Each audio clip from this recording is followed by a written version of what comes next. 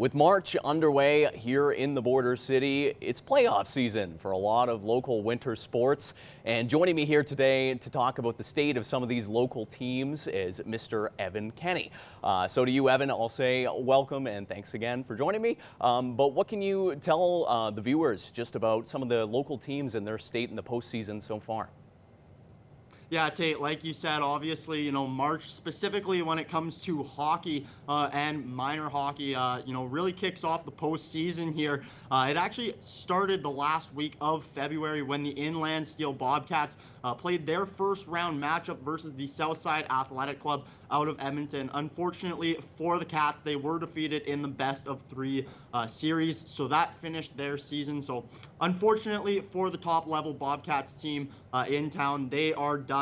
As well, the U15 AA Steelers were able to steal one game this past weekend against the Edmonton Pandas. However, they did end up losing two others in their best of three series. And for the U18 AA Steelers, unfortunately, it was the same result. They were able to find one win, just couldn't quite tie a full series together. So for those three teams, the season, unfortunately, is over. And very unfortunate indeed. Those are the teams, though, who are done for this year. So what about the teams who are still in the midst of fighting for their playoff lives? Yeah, Tate. Well, for a number of teams in the elite programs here in Lloydminster, their playoffs haven't actually quite started yet. For the U15 AAA Bobcats team, they will start on Wednesday when they do play at home. And for the U16 Bobcats, they will be playing Thursday on the road. So for either of those teams, that kicks off their playoff journey. Hopefully, both those teams are looking to win some championships there. And then for the U18 AAA Steelers, they're in the midst of their playoffs, their first round series right now, Tate. This is a team that you and I both know very well from doing the play-by-play for this team. They're taking on the Red Deer Chiefs, where they split their series. Both games went 2-1 this past weekend, going all the way to a shootout. So Lloydminster was able to win game one, while Red Deer took game two as well, 2-1.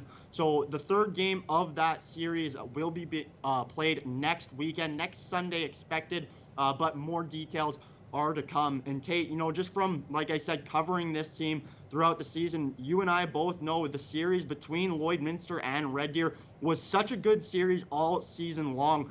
They went 2-3, or Lloydminster did, against Red Deer on the season.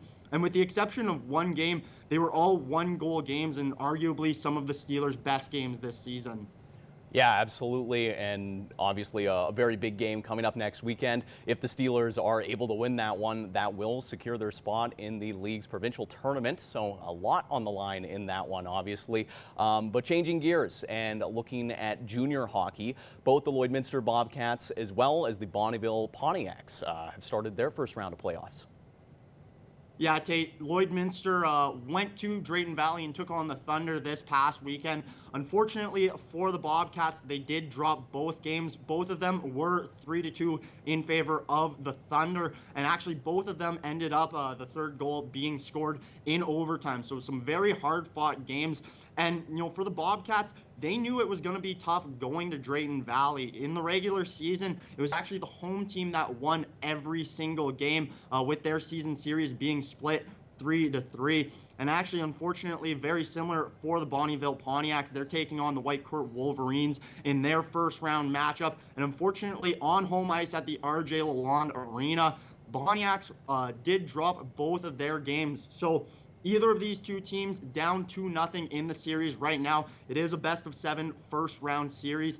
So both of them will be playing on Tuesday and on Wednesday. Lloydminster will be hosting on both of those two games.